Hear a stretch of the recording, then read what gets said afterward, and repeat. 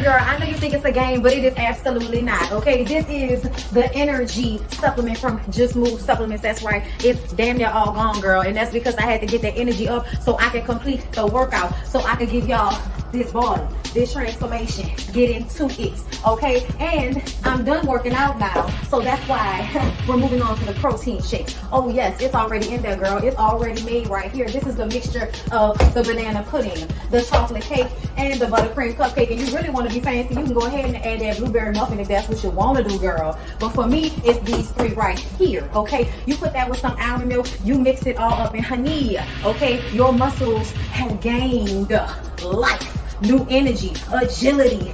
Get into it, okay? Just Move Supplements. Thank you very much. Hold up, Chief. Okay, don't forget about that TLC NutriBurst to get that multivitamin probably, because we all need a little extra. And child, if you want that sea moss that go down smooth, don't come up rough, okay? Get into the TLC Nautica sea moss. Yes, get that from me. And child, if your stomach hurt and you need to move some things around so you can be free, okay, go ahead and get that ISO tea down below in the description box.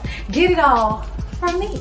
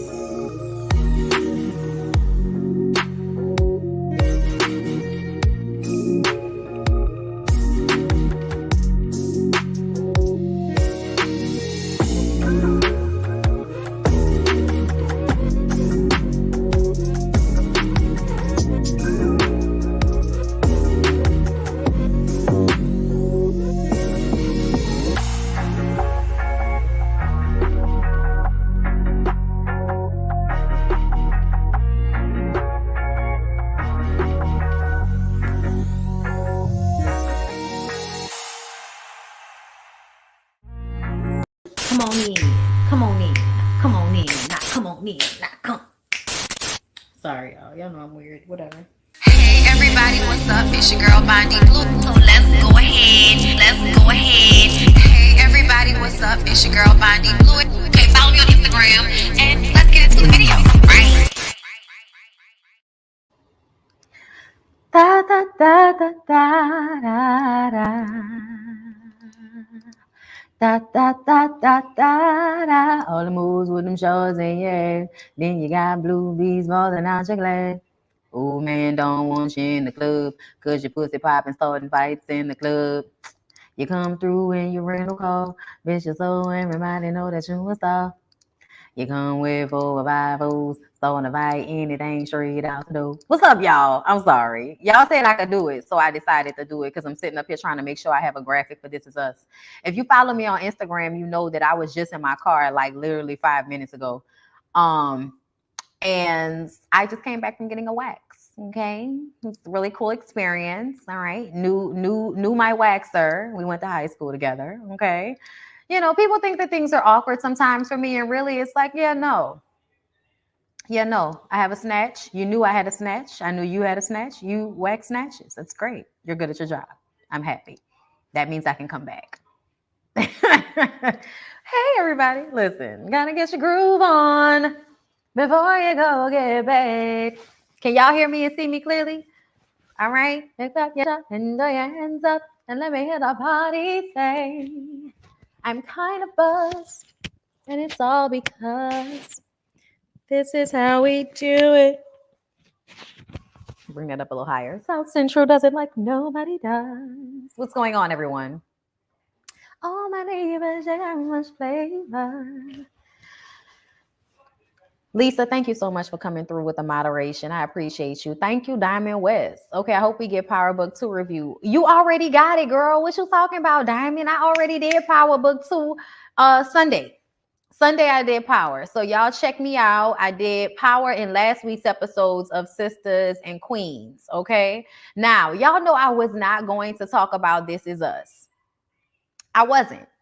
But you guys kept asking me. You emailed me. I didn't make any notes, but I said I would have a conversation with everybody about This Is Us. So I'm going to wait a little bit, you know, just for more people to come into the room before I get into This Is Us.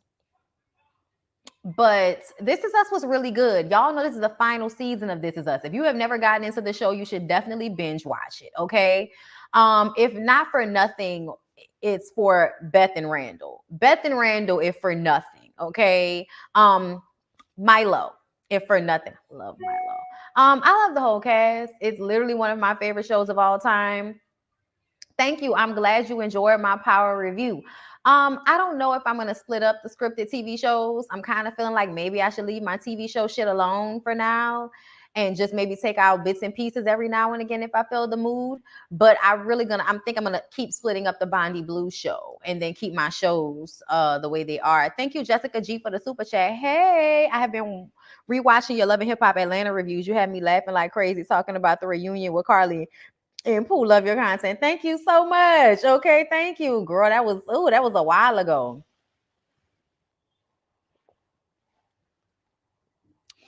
I think this is the 6th season of This Is Us, I think. But let's go ahead and get into it. Okay, so this past episode, season 6, episode 1 of This Is Us, we have Randall finally being able to come face to face with the person that robbed his home a few months back. It was a traumatic experience for everybody, including Randall. So Randall goes down to the courthouse to see this man be arraigned for the robbery because they caught him. And the man is not all there. He doesn't remember. He took a picture from Randall's house, and Randall, I guess, wanted to know why he took a family photo from their home, and it's because he looked so happy in the picture. Like, the man obviously wasn't all there. The man was obviously on drugs. Randall decides that he's going to ask the man to come with him to like an AA meeting or something along those lines. He expected the man to show up, and the man never showed up. Of course not. But I think Randall wanted to help him because ever since Randall was a child, he's always wanted to save people. And that's a part of his allure, but it's also a part of the traumatic experiences he goes through in his life, always putting himself out there on a limb for someone to be disappointed. And it's something that Beth, his mom, knew would happen to him at a very young age. We saw these flashbacks from the kids when there was and NASA was going up to the moon or going up to another planet. Child, the shit went up, came right back down, people died. It was on national television back in the 80s. This was traumatic, and everybody handled it differently. Randall was worried about everybody else, was worried about the teachers and how they were feeling. Kevin blocks it out and acts like it's not real, and of course, Kate is going to just talk about it and talk her feelings out for the most part, or eat them, whichever she prefers. But that's usually how she handles uncomfortable situations. But yeah, Randall is going to constantly be in a state in his life of trying to fix people that can't be fixed, things that can't be fixed. Yes, savior complex for sure. But it's almost because of the white savior complex that his parents had. Like, no disrespect, Rebecca did not intend to be a white savior, but okay, the daddy did. Jack did. Jack was trying to take the grief from losing one child and turn it into a savior situation for Randall. You know what I'm saying? As a child. So it all kind of works itself into this weird thing where, because they were trying to save him, he now spends the rest of his life trying to save other people. Yeah, y'all. It just makes me feel sad for Randall, but also, like Beth, it's such an amazing thing to see somebody be the real deal, to see somebody really want to help people, to see somebody really be bothered by not being able to help everybody that they feel like they should be helping. You know what I'm saying? So you got to love Randall. Like, you have to love Randall, and you have to love Beth for dealing with Randall. Okay. Now, Kate, on the other hand, is dealing with Toby being out of town. Okay. Toby has a job out of town. Thank God. He needed the job out of town, but it's giving space between him and Kate. And we know eventually that Kate is going to fall for the guy who she works with. So that is beginning to happen this season. And we're going to see the breakdown of that, I'm sure. Okay. The breakdown of their marriage, Kate wanting to be with the guy she works with. Child, the way that man broke up with that lady on this episode was embarrassing and hilarious. First, he was trying to let the lady off easily, but she was like, no, I want to know why you're breaking up with me. And he was like, okay, well, you bore me half to death. Like, we went on a date and it felt like watching paint dry. You know, he has an accent. So, yeah, like, he basically had to nastily tell her, bitch, you boring. Bitch, I'm not excited. I'm not feeling it. It's not a vibe. I don't want it. Let it go. So it was sad. But we know that Kevin and him are going to eventually end. I mean, Kate and him are going to eventually end up together. And then Kevin is jealous as hell, girl. Jealous as hell of the fact that his baby mama is moving on with some little geeky guy who, you know, they have book club meetings with. Like, every time Kevin came over, that dude was in the house looking at him like, all right, dude, you're going to drop the kids off and get the fuck out of here so I can continue trying to fuck your baby moms? Like, what's going on? You know, it was really uncomfortable. And I know people want to be annoyed with Kevin, but the truth of the matter is, like, Kevin didn't break up with old girl. Old girl broke up with Kevin. And now Kevin is living in the fucking garage to be closer to the kids and realizing that this is probably not going to work because I can't deal with watching you be with someone else when that's obviously like a sore spot still for me, because Kevin hasn't moved on like Maya. Also, there was a moment where Kevin's manager asked him to come into the office, and the manager was basically trying to sell him on being the dad in a Manny reboot. And he was like, no. I mean, it was crazy to me because the manager was like, I saw your last movie. It was shit.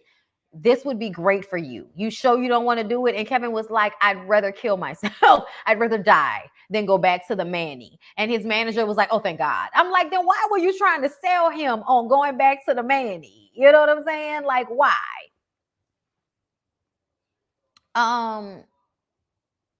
What do you mean I'm an episode behind?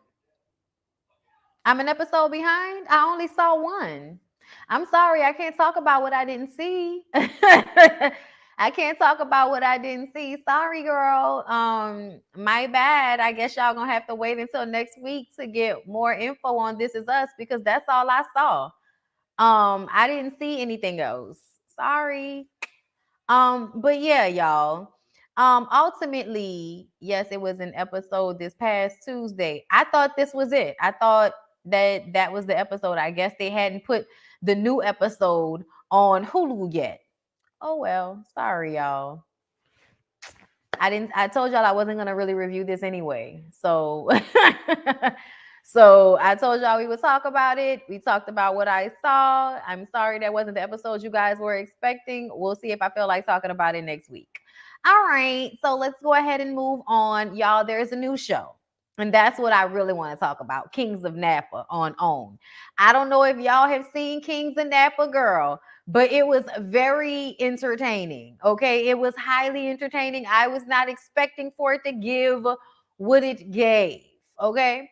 I don't have anything else to say about This Is Us. That was basically all. Oh yeah, oh yeah, oh yeah, oh yeah. And Rebecca, let's go back for a second. Y'all telling me I was reviewing the wrong thing made me feel like, like what am I talking about it then for? Rebecca is losing her memory, but everybody already knows that she's losing her memory. Nikki's working on her fucking nerves. Nikki wants to go and see some woman, and Rebecca was like, either do it or get the fuck out of here. Like, you're working on my nerves, okay? But she's having issues and feeling a way about losing her memory. So we're going to see her memory continue to deteriorate because we know she has early onset dementia or Alzheimer's. I'm not sure whichever one it is, but she's forgetting things slowly but surely. No, Bondi, you're on the right episode. Am I?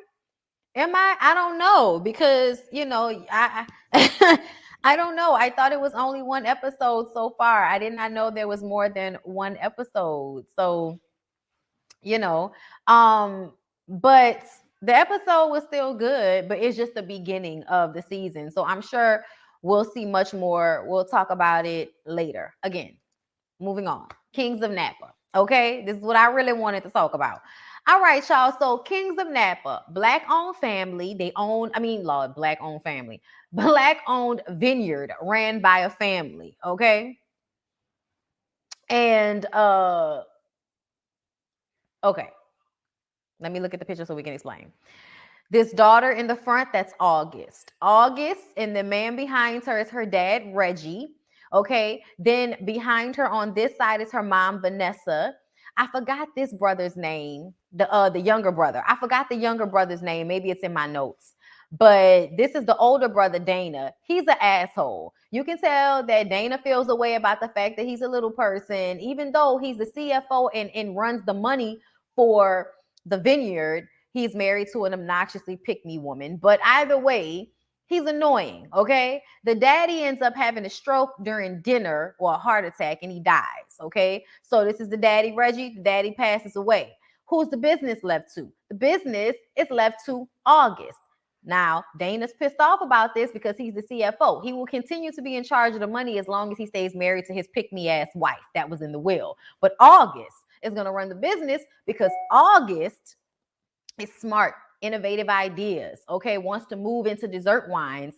People are always talking about how, oh, your ideas are too big and it's, it's not going to work. And ultimately, it was August that gave her father, what I believe he was a surgeon or a doctor, somebody who was making money in that sector, and took money he made from that and bought this vineyard because his daughter told him to when Dana's ass was at college, okay? And then Dana came back and worked for the family business that was August's idea. So the fact that Dana was shitting on August the whole episode, it was obnoxious as shit, okay? So where shit gets messy, okay, is on the other side of the picture, okay? The lady that is standing next to Reggie on this side right here, that's Melody, that's Vanessa's sister. We find out this episode during the reading of the will that this young lady over here, who was thought to be cousin Bridget, is actually sister/daughter Bridget. And now Auntie Vanessa doesn't want her niece/stepdaughter, or whatever you want to call her, doesn't want her anywhere around the family or in control of the business, but she actually grows and harvests the grapes. Okay. Yeah, he's a little person. That's the right way to say it, right? Like, I hope I'm saying it correctly. I mean, later on, he basically said the reason why his dad gave August the business was because he was a little person and his dad didn't respect him, which was not the case at all. Like, August just has the best ideas. She's more innovative. That's why she should run the business. And because Dana will sell it all for the money. He's all about the bag. He's all about the money. So the business needed to be ran by somebody that would not, throw it asunder for a big check, okay? That would not sell a black-owned wine vineyard to white people just for a big check, which is what Dana would do if the money was right, okay? August is not going to do that because August cares about her family business. The daddy knew that. That's why he made August the, president versus Dana being the CFO. But back to Melanie. Melanie was fucking this lady's husband the whole time, y'all. Now, even though she got pregnant with Bridget years ago, okay, back when Vanessa had her another man, Reggie found out Vanessa was sleeping with some man, was spending time in college with Melanie, ended up sleeping with Melanie. Melanie got pregnant, and then he decided he wanted to be with Vanessa and move on and get married to her and then have all of the children thereafter. And they kept it all quiet, but Reggie was still fucking Melanie throughout the years. And when Mama Vanessa gave us the breakdown of all of the different times in the past where he had to pick her up, or they got lost, or he needed to go and do this, or she needed to go and do that, child. Listen, she was putting it together in her mind all of the times her husband probably went and fucked her sister behind her back. It was really fucked up. But I didn't like the way she blamed Bridget. This is not Bridget's fault. Bridget found out at the same time that you found out that Reggie was her daddy. And now you're saying that you don't want her to work at the vineyard, even though she's the one responsible for growing y'all grapes. Even though the youngest brother also helps grow the grapes, but you can tell that he's immature and not the person that should be handling this shit at all. Okay. So outside of that, at some point, Melanie loaned Reggie like $10 million. Now she wants her $10 million back because she needs it, right? So she's basically like suing the family for her money. August comes up with the idea, let's give her $5 million, give her, a nice little bit of stock interest in the company, and allow Bridget to keep her job. But Vanessa doesn't want Bridget to keep her job. And I was like, girl, be mad at your husband. What is you mad at Bridget for? Be mad at your husband for being a lying ass fuckboy that was fucking your sister for years behind your back and had you taking care of his illegitimate child. Okay, your niece. And that's another thing I was mad about. So you never formed a relationship with this young woman as your niece? How the fuck you gonna be mad at her because you found out that your husband was her daddy? Like, that's her fault. Like, she had something to do with that. She didn't know. Okay. And there's another aunt that's not in the picture. There's another aunt that's Reggie's sister. She knew about it. Okay. She's also like kind of been pulled into the business, but she's not in this screenshot for some reason. I'm gonna see if I can find a better one next week. But either way, the show jumped off the porch, okay? It jumped off the porch. It was rolling. It was rolling. I was like, yes, I'm loving it. I'm loving what I'm seeing. It's entertaining. I will be back next week to see what is going on in the Kings of Napa. It's beautifully shot. Everybody looks amazing. The clothes are amazing. We're styling. We're profiling. We're looking good. We have good dialogue. There are no Tyler Perry wigs. We're loving it. You know what it feels like? It feels like one of those Netflix African shows. You know what I'm saying? Like it feels like an Americanized Nigerian show or something. August has great innovative ideas. August has the vision, sees the long game. Yes, it's all messy. I remember the actress that played Melanie was on some small roles on some Black comedies. Yes, we've seen her consistently throughout the years. And if I remember correctly, our girl Bridget was on Roomy Lover Friends. I love seeing people from Black and Sexy TV make it to the silver screen and, to television and all of that. It was, right? Like, what you mad at Bridget for? It's not daddy fault. Oh, thank you. Thank you. Child, I love when I get my hair freshly cut and colored. I was trying to let my hair grow, y'all, but it's not meant for me. It's not. I work out too much, but I love the neatness of how short my hair is, and this color is everything for me. Everybody be like, oh, you're not going to do a new color? Why? Why break it if it ain't broke? Okay? Fix it if it ain't broke. Why? Thank you, love. I appreciate y'all. I love y'all back. The show, the way the show is shot reminds me of UK shows. Yes. And that messy aunt that's all in the business. Ooh, child, right. She lied to Vanessa and said she did not know anything about Melanie and Reggie's relationship, but she very much knew about it and told Melanie that Reggie was not going to choose her, so she needs to get over it, okay? The show started with a bang, certainly held my interest. It absolutely did. Reggie's sister knows all her brother's secrets. Yes, she does, okay? I'm going to watch it as soon as I get home. You should, because it's a really good show, you guys. I'm enjoying it, and next week we will continue our discussion of it on Scripted TV. So before I move on to Queens, y'all know what I need y'all to do for me.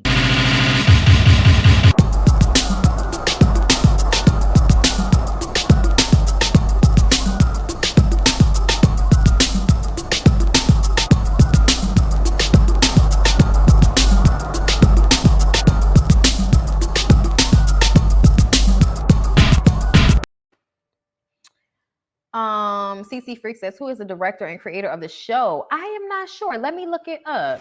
The King of Napa. Okay. Let's see. Writer and producer Janine. Writer and producer Janine Sherman Burroughs, who does Claws and Warner Brothers Television. Okay, so basically the acclaimed showrunner, writer, producer Janine Sherman Burroughs from Claws. So we know this lady, but we don't know this lady. You know, we don't know her like we know Courtney Kemp or somebody, but we know her well enough because we know Claws. Okay, but yeah. The Kings of Napa is focused on a gorgeous, picturesque Napa Valley, California vineyard owned by the Kings, an aspirational African-American family whose wealth and status lands them on the pages of design magazines and society pages. The wine business has brought the family success and acclaim, but following the patriarch's sudden exit from the company, his 3 children must grapple for the reins to the kingdom, to their own power, wealth, and legacy. Okay, and that's just a little spiel that they give us about the show, but it's a good show. I'm definitely loving what I'm seeing. Okay, so let's go ahead and move on. Yes, this is better than Claws for me, but I am going to watch Claws once it's finished. I'm going to binge watch it and maybe give y'all a season review of it. But let's go ahead and move on to Queens. Okay, you guys, Queens was good. All right, so y'all, we see Jill this episode. Jill goes to church, right? She's feeling the spirit. And after she goes up to the pastor to tell him how great the sermon was, and he slaps the dog shit out of her and tells her to apologize to her father. And she says, I'm sorry, daddy. I was like, girl, that's your daddy. That's your daddy. You let that man smack you in the face after he just gave a sermon about how we have to forgive ourselves. I said, how you going to do a sermon preaching about forgiving yourself and then slap the dog shit out your daughter? What is going on here? I can't stand you conflicting as Christians, okay? Want to get on a pulpit and act like you all forgiving and great and all of that, and then go behind the church walls and slap your grown-ass daughter in the face on some abusive shit, talking about, you know, you have to correct your children. She is an adult, and that is abuse, sir. I'm sorry. They sit down and eat. And then he continues to shame her for the way she handled coming out of the closet, telling her, what did she expect? Your husband wasn't supposed to find out that you were gay like that. Okay? Like, first of all, don't nobody give a fuck. That nigga was a crazy ass murderer. And whether his wife was a lesbian or not, he shouldn't be out here trying to kill people. Okay? But Jill doesn't stand up for herself. She's not Jill the Thrill right now. She's just punk ass Jill letting her old ass alcoholic daddy shame her in a restaurant full of people. She just apologizes, okay? Apparently her mom died recently, and she asked him how he was holding up, and he says, good, with Jesus. And we all know, y'all, that when people bring up the Lord when they really need therapy, it's because they don't want to actually work on themselves. They just want to wallow in self-pity.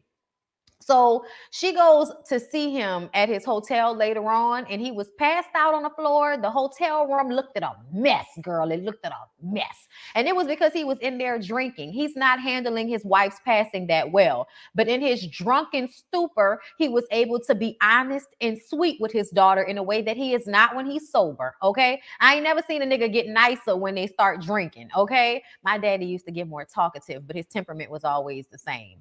More affectionate when he was drinking, but still, like, he wasn't a mean drunk, and, you know, he was more mean when he was, he wasn't a mean drunk. But no, I mean, I just feel like, you know, there were times when he was, you know, playful when he wasn't drinking too. So yeah, his alcohol didn't really shift my daddy's mood like that. But to see this man talking about me, you know, me and your mama, we watched your performance, you know, because he's talking about the wife like, you know, she's passed, but he still feels like she's there with him. He's like, oh, we watched your performance, and I didn't really understand what you were saying, but I said, you know what? She looks happy, and that's all I want, and I'm proud of you, and I love you. He said all of this to her while he was drunk. Wake up the next morning, and all of a sudden he wants to start shaming her again. And it's because he's ashamed of the way she found him. So he starts throwing out all of these words about being ashamed of her, and she should be ashamed of herself and the way she's living her life and her lifestyle, and disappointment, and I don't know what we did wrong, and just all of this crazy shit. And she kind of fell back into the same thing, but the girls had talked to her and told her to stop letting her punk ass daddy play her like a soybean burger bitch. So she turned around before she left and went off on him. Okay, basically told him that she deserves better than him and she don't know why she keeps trying, and if he ever puts his hands on her again, she will have his drunk ass arrested.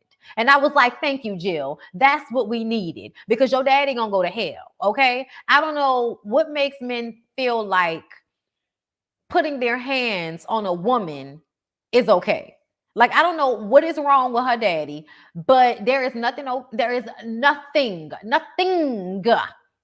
right about you feeling like smacking your daughter in the face like is okay. Something's wrong with you. There is nothing about that that's okay. There's nothing about that that's right. She's an adult. You're a grown ass man hitting a woman because you can't deal with your emotions because Jesus, okay. Go to therapy, you alcoholic ass nigga, okay? And when she tried to get him to go to an AA meeting, he was like, all I need is Jesus. Like, okay, sir. Okay. Well, I hate to call you on the line and tell you, but your Jesus is not working. I don't know what Jesus you got, but it's not working. It's not working, sir. You need AA. You need AA, sir. You need therapy to talk about the loss of your wife, sir. Okay? I was glad she stood up for herself, but it took her too fucking long. Okay? It took her too long. Moving on from there, y'all. Valeria, child, we knew Valeria was going to do this. You didn't hurry up and marry this man, even though you didn't really know him. And now you're self-sabotaging. Okay? She's pushing fine ass Thomas away, and we don't even understand why. You knew you didn't know him when you married him. Okay? This whole episode, she's pushing him away, okay? The man brought her favorite fattening food in a Louis Vuitton bag, which was super sweet. She found a problem with it, okay? The man ain't never said he loved her. He said he loved her. She had a problem with it. She go to talk to E-Rock about it and eventually tries to kiss on him, and he was like, no, I'm not going to let you do that. You're trying to use me to self-sabotage. Not going to let you do it. As they, hug as friends, y'all, it always happens like this. You try to fuck somebody, he says no, and then y'all have a friendship moment, and here come your nigga with jealousy no matter what, okay? But either way, Eric told her she needs to make it work with Thomas. So when Thomas comes in, it looked bad, but they talk. Thomas is very forgiving. I don't understand what type of he is, like some type of magical Negro sent down from the heavens above, but he was very forgiving. Okay. And eventually she explains how insecure and terrible she is. She tried to kiss her ex because she thought it would make her happy. She's this terrible person. And he tells her, listen, stop trying to make stop trying to make yourself seem like you're this unlovable person because I already love you. So stop. Okay. And from then on, they agree to be honest. He agrees to understand that she may be fucked up, but she gonna try, and they gonna try together. And we're glad because Valeria needs somebody. Valeria needs somebody. When she said the only person that she had really said she loved, I love you too, was the lady pretending to be her mama, I was like, that's sad, girl. That's sad. That's sad, girl. You need somebody in your life. Valaria's storyline is getting on my nerves. They could do without her. Valaria is too scared to be loved. Everyone's storyline had me in my feelings this episode. He may hide something. We gonna wait and see. But for right now, I'm comfortable with feeling like Thomas is gonna be a good influence on Valaria. She definitely a filler scene for me. Yikes. Let's move on from there. So y'all, Lady Z signed to Nasty Girl Records and she had a performance. She comes out on stage. She's singing a song that her and Brandy have. I don't give a damn what they say. I see you for who you are. Taking your place on the throne. I want you to see it because I believe it. If they only knew all of the things that we've been through, they don't want you to win. But they can't stop you from winning. Nah, they can't stop you. Nah. Yeah, that's right, bitch. I learned that whole chorus. Lady Z on stage performing, looks up into the rafters and sees her artist, Frank Black, standing in the crowd, looking all creepy and shit. So after she freezes on stage, it went, it went down badly, of course. Now we got to figure out what we're going to do. And when they discuss what to do about Frank, Naomi wants to go to the police, wants to press charges, wants to tell everybody the type of person that Frank Black really is. And Lil Muffin reminds them that the statute of limitations ran out. The shit was 20 years ago, okay? And she also used to work with Frank, and she never saw anything like that. And I don't know why she said that, because Zadie said, "You don't know me, little girl. Don't tell me what he did. Don't play with me like that. Don't get your ass whipped in here." Okay, she had to let her know something, y'all. This is when Remy be playing herself. You know what I'm saying? Because I was nervous. I was like, don't get hurt. Zadie popped off on her. Okay. Valaria was trying to write a song about Thomas, but she realized that she doesn't really know him. And so they do the ask questions thing. I forgot about this. They did questions, asking each other questions back and forth. That's when she realized she doesn't have an engagement ring either. And then she showed him the picture of her with her mother when she was a baby. It's the only picture that she has of them together. She said, "It looked like she loved me." He was like, "I'm sure she did," But she's avoiding telling Thomas that she loves him, even though he tells her he loves her. And then I, tell y'all the rest of that. My notes were a little out of order because, that's when all of the girls were giving her advice on how to handle the situation anyway. So back to Frank Black. Frank Black interrupts lunch that Naomi and E-Rock were having. What's going on with Naomi and E-Rock? Is it happening? Is it not happening? Is it platonic? Is it romantic? You motherfuckers are confusing me, but we want it to happen. E-Rock pretends that everything is good. He dapping Frank Black off, hearing him talk about how Zadie let fame go to her head. No, sir. Okay. No, you are not about to sit up here and put out false narratives that nobody asked you for. That's how we know you guilty. Why are you offering up information nobody asked you for? Okay. Either way, it was just like, Naomi was looking at Eric like, "You're a sellout. You're disgusting. I'm ashamed." It's always Black women that are not afraid to hold people accountable for the fucked up things that they do, and Black men that are punks. No disrespect, Black men, because it's not all of y'all. All of y'all are not like this, don't get me wrong, but it is a very good example of society-wise, the way women will always be the first ones, Black women specifically, will always be the first ones to stand up for what is right, while some Black man is cowering in the corner because he doesn't want to piss anybody off. Well, nothing's going to change if y'all are too scared to hold people accountable. If this man is out here assaulting women, at a rapid pace, we didn't found 3-4 girls in just this one episode, sir, you should not be dapping him off and acting like everything cool. You should be giving that nigga the cold shoulder. Get your rapist ass away from me. You know what I'm saying? Anyway, Naomi sees an interview with Frank Black and this young girl named Hood Honey.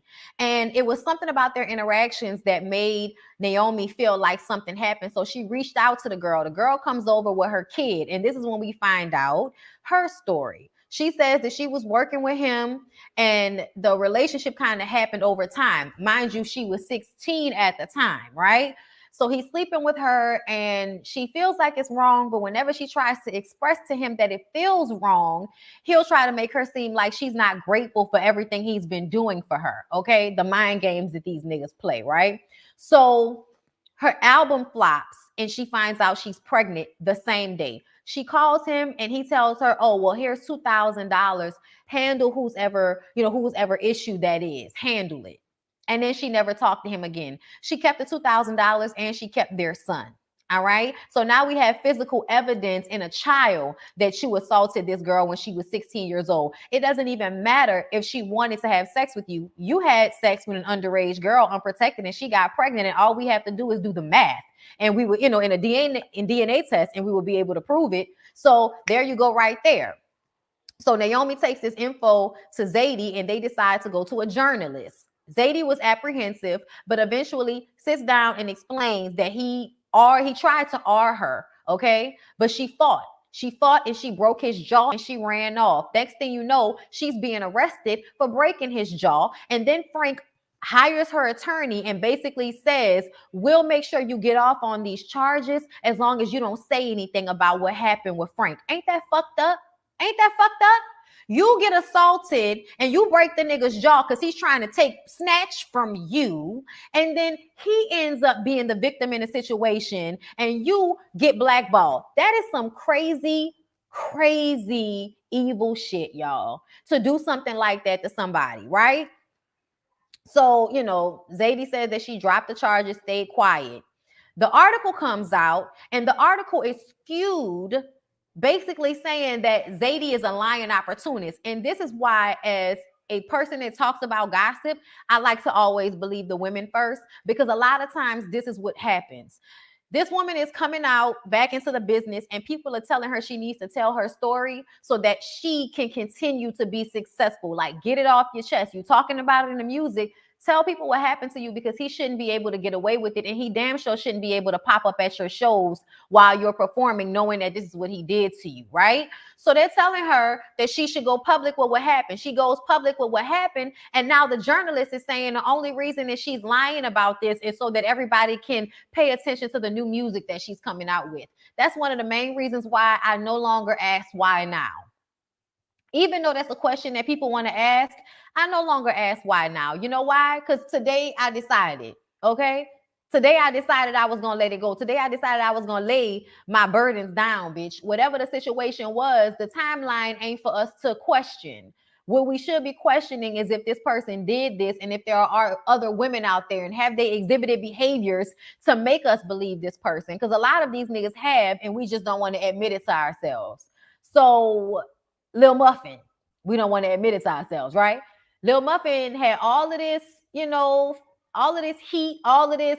She's not, she's not a reputable witness, and nobody's gonna believe what she said. Like, basically, Lil Muffin was being the person that was saying all of the negative things about what Zadie was trying to do. Oh, the statute of limitations. I never saw that happen. He never did that to me. All to admit that he absolutely assaulted her. And she had proof, because he called her the next day trying to smooth things over with her, saying that he sent her mixtape to the record label. She says after it happened, she never went back to him. And then she started over with E-Rock. But she has this audio of when he called trying to smooth things over. So, and then she also said she felt like she owed him because he, put her on and all of that. But they ended up, I guess, turning that into the police. They have him arrested at Zadie's performance. Okay, real embarrassing. Like, we appreciated that. And then 4 more women came forward after Muffin. So now he's going down, down, down. Frank's going down, Frank's going down, Frank's going down, down, down. And I was here for it, especially after hearing and I wonder if India Arie watched this episode and then decided to write what she wrote on social media. I just talked about it in my BondyBlue show. Was that yesterday or the day before yesterday, child? Whenever I did the BondyBlue show, I talked about India Arie writing a message on her stories about her experience in the music industry. And it sounded a lot like the things that Zadie was saying in this episode. And it made me wonder if her seeing this episode prompted what she wrote. She could have just been on that wavelength anyway, but it definitely was like perfect timing, because I instantly thought about this whole episode when I was reading what she was saying. I know Jay Lee said Remy sounded like herself in her first episode. However, the Bronx accent is heavy as fuck, and she camoed that, which is a testimony to her dedication to acting. I think she's serious about it, and I want her to win them, no matter what. Like, I like Remy, and I think people make mistakes. She went to jail. The shit happened. And, I think she's a great rapper. And the only reason that she is not popping right now is because when she came back, she went against the queen. You can't go against the queen without the right backing. And I don't feel like she had all the backing that she really needed in order to go against Nicki Minaj. And then also, she hasn't been able to pick really good songs. Like, she's had some songs, but she hasn't been able to pick hits. You know what I'm saying? But Remy is a straight up lyricist, flowist rapper, like hip hop. So I have a huge appreciation for her, and I hope she continues to do well. She's aging backwards, for God's sakes. I think she's perfect on this show. And in Eve's absence, if anybody could come and act and play this role, I feel like Remy was a good choice. So I'm here for her. And the episode was good. And I was glad that Lil Muffin decided to come forward after she spent the whole episode disappointing the fuck out of us. Okay? But let's go ahead and move on to our kind of people. And then we'll do Sistas last. Okay? I love that Remy is throwing everything out there. Something will stick. I agree. I think a lot of female singers, rappers went through this. Me too. Remy has a different voice too. Yes, Remy did good with her acting. I was very pleased. I was pleased too. I watched the Big 50. I also felt like Big 50 was something that was like close to her personality anyway, but it was still good. Thank you, Jamila. Hey, love. Thank you for the super chat. I'm glad that they are talking about these topics on these shows. By the way, I interviewed Brandy about this show. Can't wait to share it with you all. Okay, y'all make sure y'all follow Jamila TV and send me that link when you do, girl. You know I love me some Brandy now. Okay. So yes, y'all, let's get into our kind of people. So Aunt Peg comes back from an AA meeting, you guys, to find Angela, Nate, and the baby. Child, what's the daughter name? Comment and tell me. Don't everybody comment. If you see somebody comment, don't comment again. Okay. I haven't seen this show in a minute, so I didn't already forgot Angela's daughter's name. Okay. It's not Lauren. What is it? I forgot. Anyway, hold up, y'all. Hold up.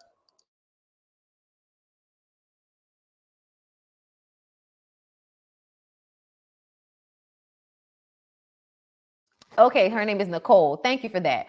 All right, so like I said, Aunt Peg comes back from an AA meeting and finds Angela, Nate, and Nicole enjoying family time, dancing in the kitchen. Child, it was straight out of a beautiful black scene that somebody painted for a calendar, girl. You know how they be having them calendars with the black people enjoying black people life in the kitchen, cooking grits and shit in the sunlight coming through the window. You just know somebody listening to Al Green or Frankie Beverly and Mays or something. It was a vibe, okay?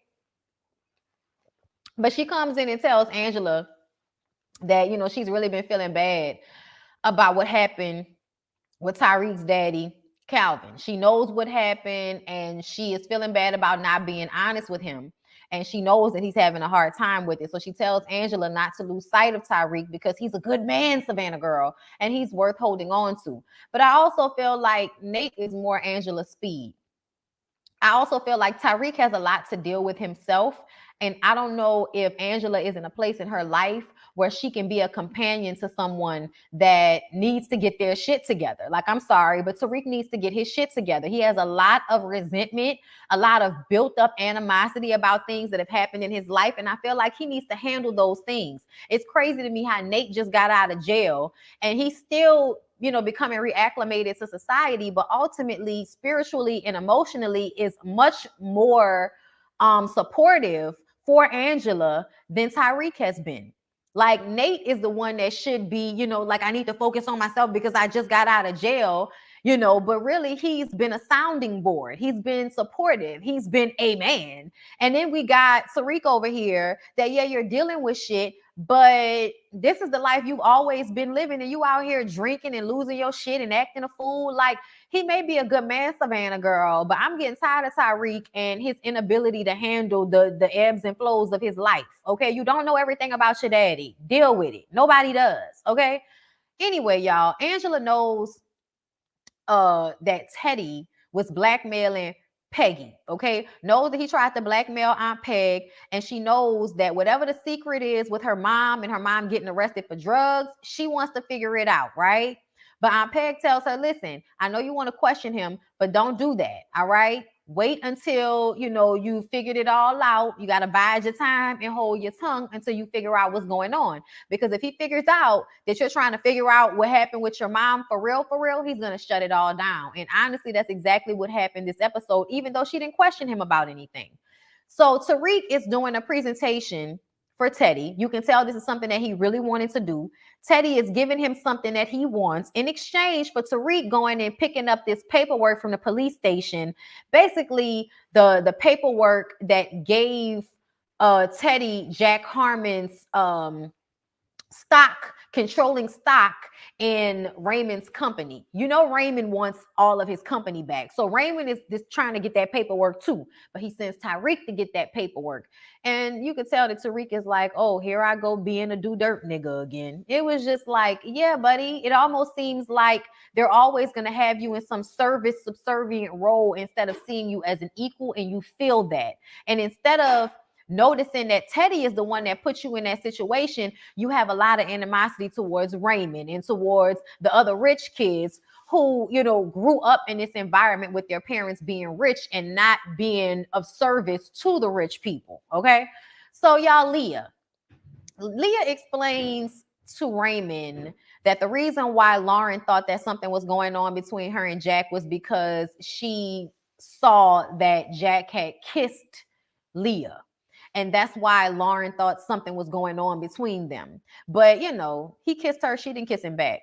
Angela is still vying to become a Gracity. And there's another competition. It's the last competition to see which of the women are going to become Gracities, right? So there's a pastry competition where you have to, you know, reinvent oldie but goodie, basically, from your family. Teddy comes in. And Angela yells for him not to touch her because, like, I just wanted to congratulate Angela. She's like, don't touch me. And it was like, girl, what the fuck? Basically, now you're having these negative reactions to him. And even though I understand where Angela is coming from, it would be ups and downs. You wouldn't just like him when you know you can't trust him. But that felt like too much in the moment for me. It did. It was dramatic. Leah shows up to her house later on to talk to her about that. And she shows her a picture of back in the day when her mom was trying to become a Gracity, right? And Angela thinks that her mom's drug arrest was a setup and that Teddy had some type of reasoning for why he did what he did, to get her all, you know, get off of paying child support, to run her out of town, to make her stay quiet, especially because later on we found out he paid for her lawyer. And as we've seen from what we just finished talking about on Queens, a nigga will pay for your lawyer also that he can force you to doing what he wants you to do. It's not because he didn't play a part in the setup. It's because a part of the setup is paying for your lawyer so that you will feel like you have to make a decision that you really don't have to make. But because your lawyer is telling you that, you feel like that's what you should do, even if that lawyer is sent by Teddy. Okay? So because Leah is trying to keep everything cool between Angela and Teddy, she's going to take some information back to Teddy and it's going to fuck everything up. We're going to get to that though. So Aunt Peg talks to Tariq and tells him that she was dating Darius, who was a drug addict back in the day. And Darius would do work for Calvin, his daddy, every now and again. Okay. And Tariq is angry that Teddy was this great help to him after his dad died, but he probably was the cause of it because his dad was just depressed. And it seemed like his dad, Calvin, might have been doing a lot of, you know, do dirt shit for Teddy, and it may have put him in a bad headspace. And that could be why he killed himself. We're not exactly sure yet, but Tariq is starting to blame Teddy for whatever happened with his dad. Raymond goes to the police station and the chief tells him about the presence of a woman in Jack Harmon's room the night he died. There was perfume, there was a glass with lipstick on it, but now we can't find it. We all know that Raymond knew his mother was there, smelled her perfume, saw the glass with her lipstick on it, saw the alcohol, took all of that out before the police came, right? Then he low-key offers a bribe to the police chief for him to stay quiet about Jack Harmon paying for prostitutes. Like, that's what Raymond said. Raymond was like, oh, you know, I know he, you know, don't say anything, but I know that he used to like to pay for pussy. So it probably was some pussy he paid for that was there. And they probably had left before, you know, whatever happened, you know. But you just stay quiet about that and I'll make sure that the police department gets a nice little donation from my company. Okay. So that's how that went. So he's walking out of the chief's office and he sees Tariq. Now, Tariq was going to get those papers for Teddy. But then he has a panic attack, remembering when they were in this same police station and his mom found out that his dad had killed himself. So they sit and commiserate on how everything is Teddy's fault. And Tariq never felt like Raymond stuck up for him when they were in college together. So basically, Teddy put Tariq in the same college, the same boarding school, whatever, as Jack and Raymond. Okay, and I'm sure Leah and everybody else, child, all went to the nice, expensive school together. Teddy paid for Tariq to go there. Tariq is the poor kid.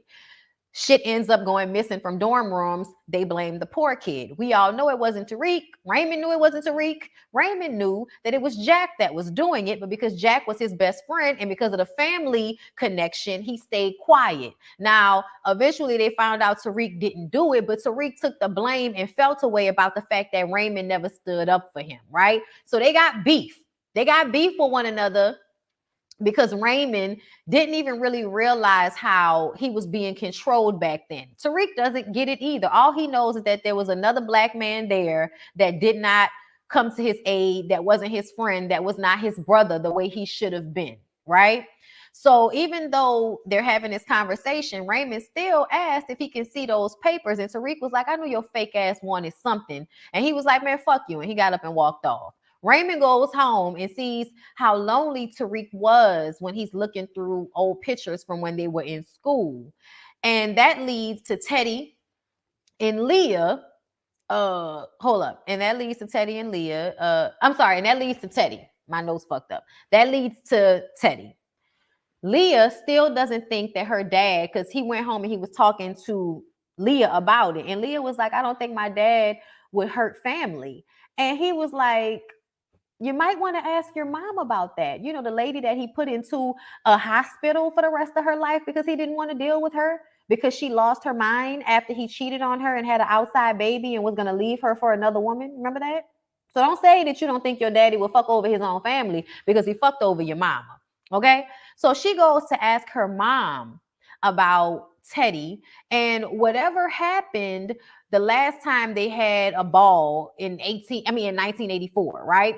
Whatever this ball was that Angela's mom was at for the Gracies in 1984, some shit went down, and that was when Leah's mom ended up being put in the mental institution.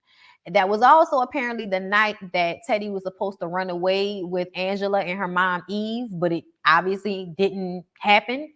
But her mom says that first of all, her mom started kind of freaking out as she was being asked about this. But her mom being on medication makes her remember all of the things that happened, and she doesn't remember, so she stops taking the medication, which is why she has the fits. So as the mom is having the fit, Teddy comes in and it's like, why are you upsetting your mom? She needs to heal, you know, and Teddy's still struggling. You know, he had to slide down the wall. I was like, Teddy, you about to have a stroke? Don't slide down the wall and have a stroke on us now, Teddy. Okay, but he was okay. But he basically told her, since Angela can't let this shit in the past go, since that's obviously why you're asking for Angela, if she can't let this go, she has to go. So either you fix it or I'ma fix it. And he puts the onus on and the responsibility on Leah to get rid of her sister, who she actually has grown a liking to and trust and confides in. So she doesn't want to get rid of her sister. The fuck? I mean, he's just a fucked up man. I mean, you start to think he may not be that fucked up, and no, he's that fucked up. I wish he would just be honest. I almost feel like he doesn't realize all of the secrets that he holds probably cause whatever issues he's having in his body. Bondi, I'm honestly trying to see your coat. It looked like something I need to purchase. Cream? Yes, it's Nike. It's Nike. It's a, you know, jacket or whatever.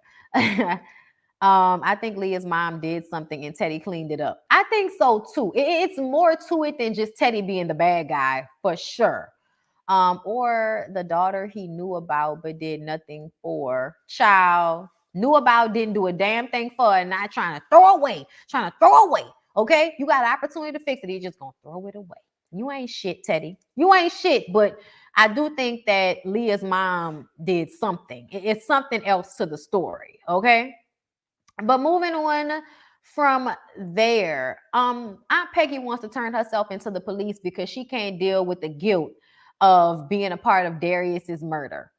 So Nate tries to talk some sense into her, and Angela begs her to just sleep on it and take more time because her and Nicole need Aunt Peggy. But you could tell Aunt Peggy not going to change her mind. We'll get back to that in a minute. Raymond has a conversation with his mother, and she asked about Jack Harmon's stock. And he says that he's been too busy cleaning up after her to get the papers from the police station. You know, Tariq beat him to it. She says that she handled the Jack situation the way it ought to be handled. He said, I thought that was a mistake. And, you know, she's like, listen, you know, just do what I'm telling you to do. And he says, let me tell you something. There can only be one big dog in his family at a time, and I am that nigga. Okay, so you can either have my protection since I have the evidence that can send your ass to jail for murdering Jack. Okay, either you can have my protection and fall in line, or you can be out here swimming for yourself, mama. What you gonna do? And she was like, I don't know why this conversation is going like this. I just need you to be my good boy. And she's like, bitch, I don't know you talking to. I ain't no boy. I am a grown ass man. Okay, and you either gonna deal with this the way I'm gonna deal with this, or we ain't gonna deal with this at all. What you gonna do? Okay, the mama is on one. I don't understand why Leah won't push back against her daddy. He still be messing over her. He do. I was mad that Angela told Leah her suspicions. Why didn't she wait till after she became a Gracity? Stupid. That's because Angela is too damn honest. They got some people that, they just too honest. They don't know when to lie. Sometimes you gotta lie. Okay. Angela bakes a pound cake for the Gracie's competition using her mom's 3 essential conditioner products, which is rose water, honey, and coconut oil. And she uses that to make a lemon pound cake. And Raymond's evil ass mama loved it, even though she was trying to act like, y'all know, she gives Angela a hard time because she didn't like Angela's mama, think she's beneath them. But she loved that damn lemon pound cake. Leah tells Angela, she asked Teddy about what happened in 1984. And Angela says that she needs the truth about her mother because her mother was hurt. And Leah says that her mother was hurt too. And it's like, well, ain't nobody talking about your mama. Okay. Ain't nobody talking about your mama right now. We talking about my mama and how our daddy need to be honest about what the fuck happened back then. Okay. Got my mama out here looking like she doing crack. Angela says that she will turn the island over and shake out the truth. Okay, it will happen. And I was like, girl, but you need these people. So why are you okay with turning over all of they rocks when you need them to not have to, default on all these damn loans you done took out to move out here and play Nancy Drew, the black version? Anyway, y'all, Raymond explains and apologizes to Tariq for what happened in college at this Gracie's event, right? He basically explains that he knew it was Jack and he eventually told on Jack anonymously, which is why his ass ended up getting expelled. He knew it was wrong. And this made me feel like, all right, Raymond, you really are a good guy, but there's something about Raymond that, you know why? I'm so used to either whenever Morris Chestnut plays a uppity Negro, for lack of a better term, y'all, he's a bad guy. He never plays an uppity Negro and a good guy. This is the first time that Raymond has played an uppity Negro and he's playing a good guy. Because to me, this character is almost exactly like his character from the Inkwell. Come from family, come from money. He's an asshole. And he, on that one, he was a cheater. On this one, not so much. He's actually a good guy and a good dad and, all of that shit.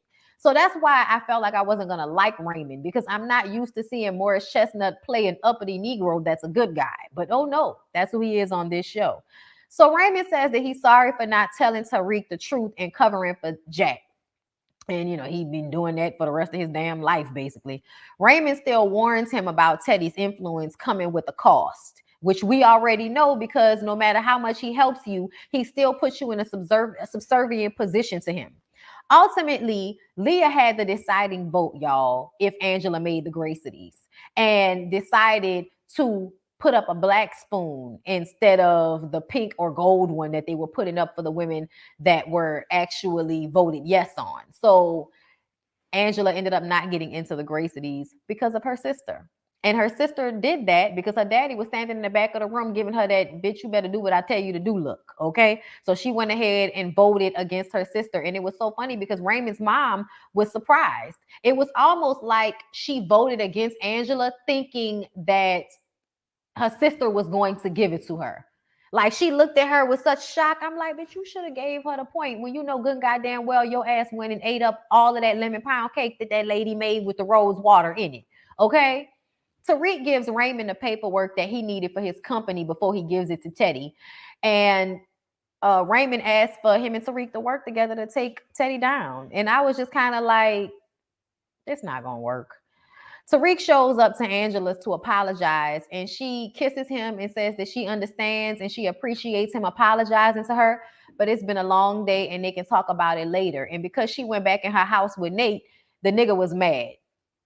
And then when she go inside, Nate tell her that Aunt Peg turned herself in. And I was like, Aunt Peg, you was determined to make sure you was going to stress everybody out turning yourself in for a crackhead's murder. Girl, both of y'all was on drugs and he ended up dead because y'all was fighting. I don't know why you feel guilt. Call the Lord. Call a therapist.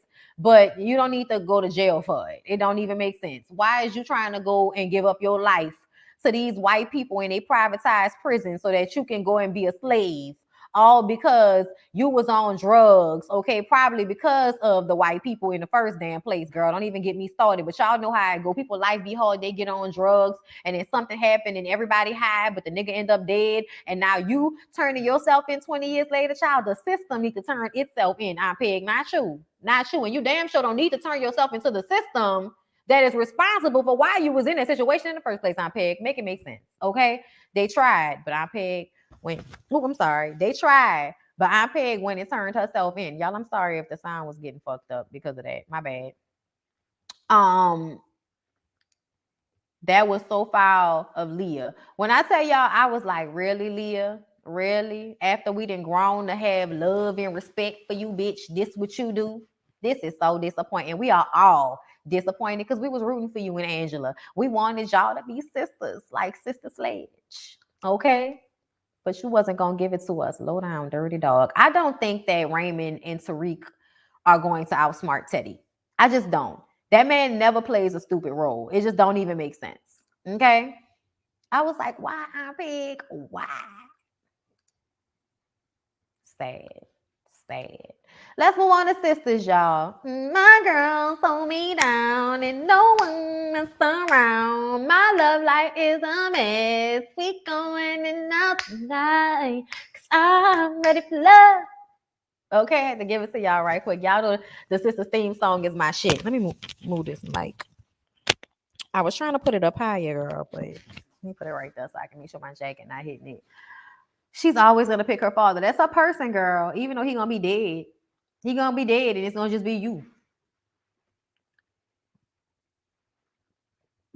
Sad girl. All right, y'all. Let's get into sisters because sisters was good.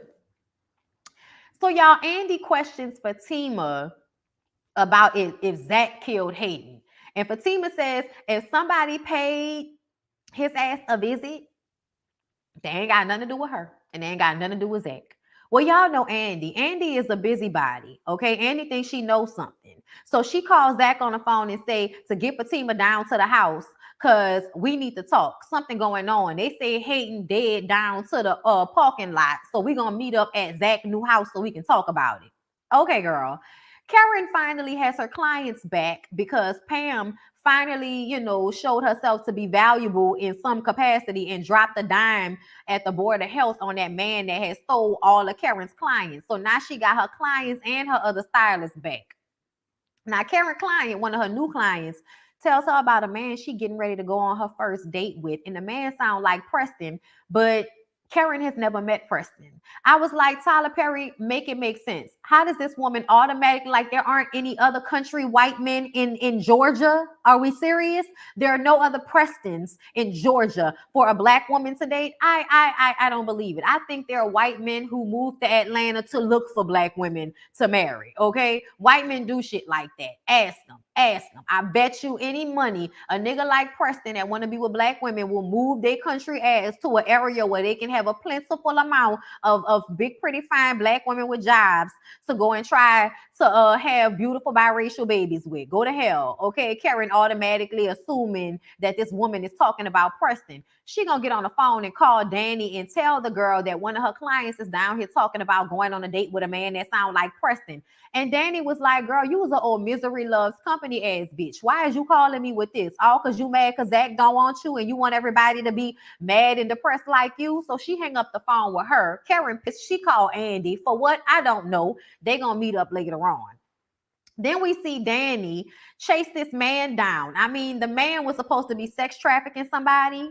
So she called security. Security wasn't really doing shit. The man was about to run. And so Danny takes her shoe off, throws it with perfect precision. This is what Portia was trying to do when she was on Portia Family Matters with Dennis, but it didn't work because this is not scripted TV. It was real. And she not going to have this type of aim.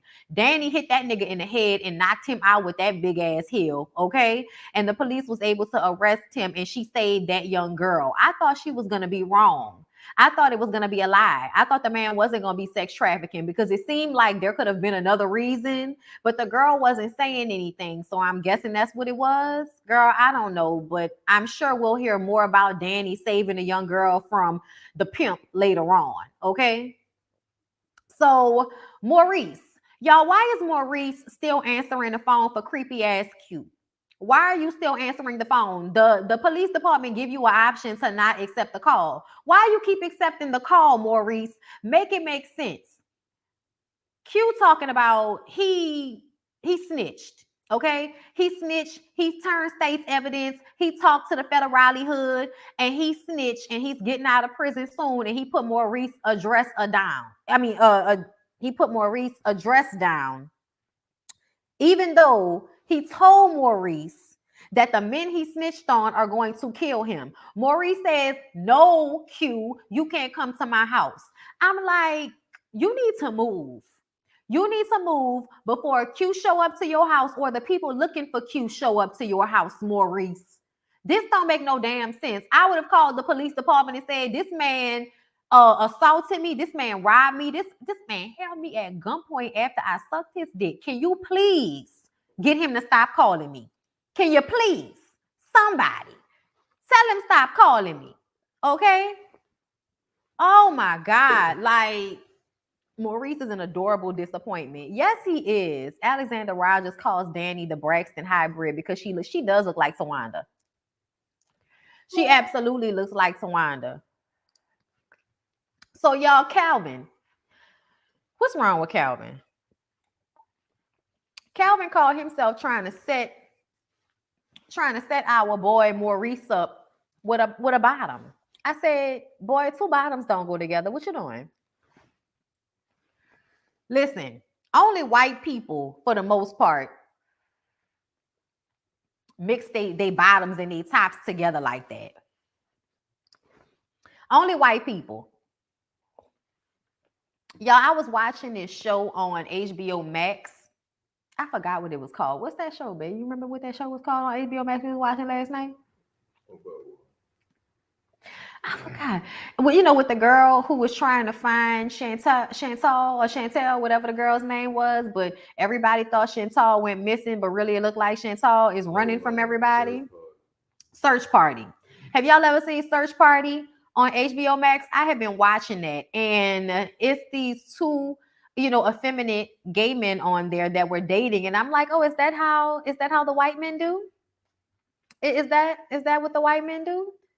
Because when I tell y'all that around my way, you don't mix your tops and your bottoms, okay? What I mean is bottoms and bottoms don't go together. And Calvin brought a bottom to a bottom. And it's like, no. He said, what we gonna do, bump coochie? I said, first of all, that's not how that works. I think that's cute that y'all think that's how that works. But that's not how that works. We're bumping coochie because we don't have anything to put in anything. Y'all both have things to put in things, but whatever, okay? I used to have gay roommates, and even I know you must ask about the top bottom verse if you tried to hook them up with other folks. Calvin was raised by gays, so it makes no sense. It doesn't. Calvin is dumb. I looked at the screen and said, that's not Maurice type. Why are we here?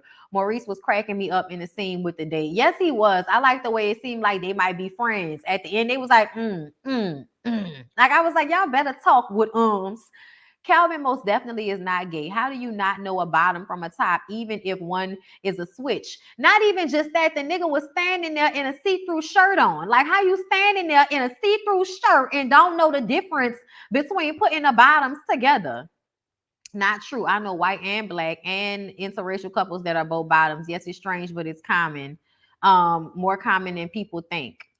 So what are you disagreeing with? What are you saying is not true? Because I love when y'all disagree with what I say and then write a comment that basically reiterates exactly what I just said. What is that about? Why you do that? Why do people love to do that? Y'all love saying, no, I disagree, and then say the exact same thing I just said. I literally just said, obviously, there are people that are going to like be exceptions to a rule. Obviously. But you know what I'm saying. Just like you just said that it's strange. Yeah, it's strange. That's what I'm saying. This shit's strange. And I see more white people do that than black people. And I'm sorry, but that's just my opinion. Here you go. I do see, I'm sure there are people of every, nationality, ethnicity, and color that will fit into every different box and variation of box you can think of, y'all.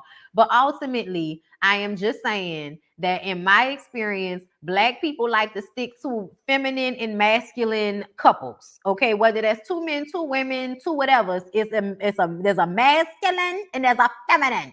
Okay, there's a bottom and a top. Or reversible, but somebody's more masculine than the other. Somebody's more feminine than the other. That's usually how these things work. Okay. God, like y'all act like we don't know. I've seen the studs that go together. I don't like it, but I get it. Talk to me when y'all naked, but I don't like when I see the studs together. I don't know why. Like, I'm not upset for real, for real. Like, I'm not gonna come up to you like studs. Ugh. You know what I'm saying? But ultimately, I don't like when I see studs together. I'm like, what is this? Like, what are y'all gonna do? The same thing a feminist stud gonna do? The world is changing. Yeah, we're aware. We're aware. We're here. So we know if we're here, it's changing. The only way it doesn't change is if we're all dead. Okay? But it's commentary, and we all know that the bottoms don't go together, just like they say it on the show. Anyway, y'all, Fatima and Hayden meet up at the house and she's talking about everything but Hayden. Oh, the house coming along nice. Look at this. Zach wants to know what the hell happened with Hayden, okay? And then here come Andy just walking into people's houses and shit. Bitch, you can't knock the fuck. Then she's trying to get them to confess. Bitch, what kind of lawyer are you trying to get people to confess to a crime? You don't know who got mics. You don't know what's going on. You don't know what Hayden did before he got his ass beat in that parking lot. Fatima basically tells Zach everything that happened, and they were very excited once, you know, the whole story started getting brought. She was like, that's not it. Let me tell you. So basically, so I got him in the car, right? I got him in the car. I had my notebook on. So I was like, pop, pop, pop. You know what I'm saying? He was like, all right, okay. So you fucked him up a little bit. Y'all fucked him up a little bit, but then he hit me. I'm gonna have to kill that nigga if he ain't dead. I'm gonna kill that nigga if he ain't dead. Wait, hold up. That's not it. I had my homeboys waiting on the side, so they jumped in and they beat that ass, and then they put him on top of his car naked. What? Oh my God. I'm so marrying you, Fatima. She's the one for me, Andy. You don't have to worry about me. You ain't gotta worry about me no more. This it. This her. What I'm gonna call 911 for? She the police, okay? She the one with the pistol in the purse. And Andy, I'm gonna need for you to stop acting scared, because when you were getting jumped by them crazy bitches, it was Fatima and her pistol that saved your punk ass, okay? So can you please act like a friend? Okay, please act like a golden girl, bitch, and keep this to yourself and stop acting like you ain't never been around somebody that do illegal shit. Y'all live in Atlanta, and every time I see y'all smoking weed. Girl, please. Please stop acting like you are, you know, you're not a lawyer, bitch, okay? First of all, good lawyers know, don't ask somebody to admit the shit, okay? A good lawyer don't want you to admit nothing to me. Don't admit nothing to me. I need deniability in this motherfucker. And that is what Fatima was trying to afford Zach, okay? Because Zach got you know, charges and shit, okay? We don't need no strikes. All right, on his record. So we trying to keep him safe. And here you coming in here with the shoulder pads and shit, thinking that you're doing something. Y'all, get Andy away from me. Get Andy away from me. So Andy leaves Fatima and Zach to fucking their new house. And when she gets to the garage, Gary then pulled up in a Bentley with money, Fendi, Gucci, Louis Vuitton, and some black designers all in the back seat. Talking about he gonna do whatever he gotta do to get her back. Nigga, don't nobody want you.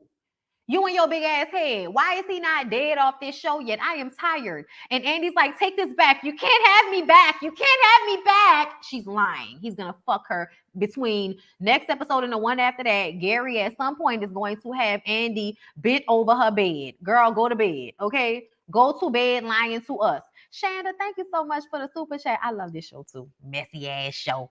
Anyway, at the end, Preston comes to pick his new date, Tanya, up from Karen's place.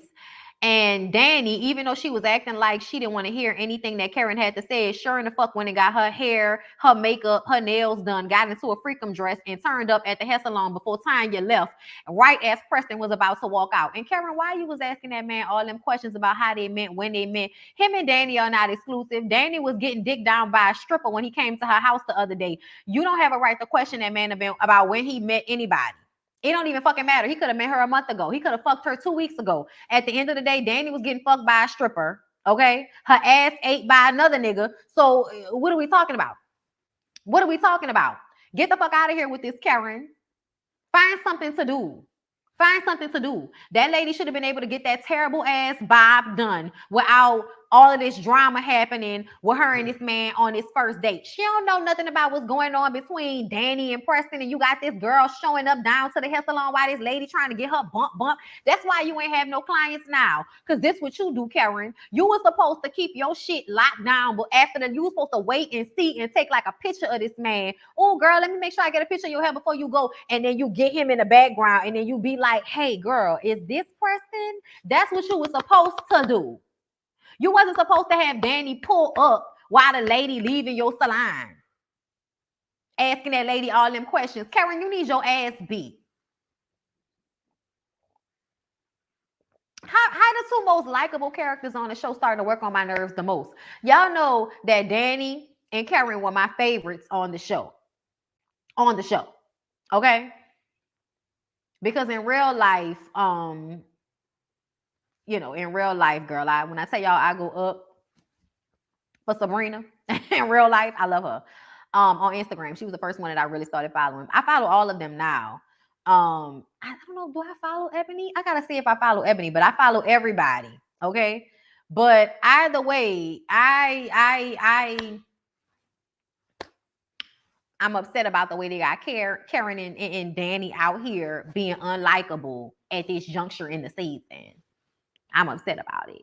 Gary once played professional sports. You can tell he has a strong neck. Gary can buy a luxury car, but couldn't get another home while he stayed in Andy's small apartment. Child, that's because he wants to stay close to her so he, could see what she doing. Because no matter what, he want to make sure she ain't fucking nobody else. I don't like what Tyler Perry is doing to Danny and Karen. Karen is not a real friend.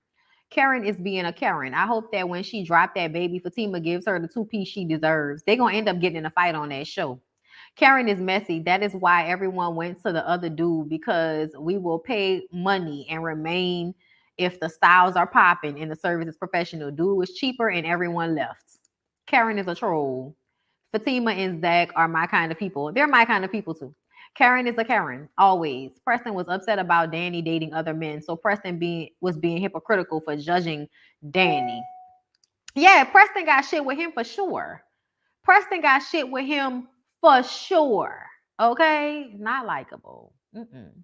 But anyway, I want it to be over between them. But that's it, y'all. That's all I got. That was all the shows. Okay? So in case you missed it, I gave y'all a little bit of This Is Us. Y'all said I was on the wrong episode, bitch. I don't know. I guess we'll talk about whatever else happened next time. Okay? I did Kings of Napa, a new show, really good on OWN. Make sure you check it out. We did Queens. Okay? Remy Ma is not disappointing us. Our kind of people. Still good, still beautiful. Okay? And lastly, we just did Sistas. All right? So I love y'all so much. Thank y'all for coming through.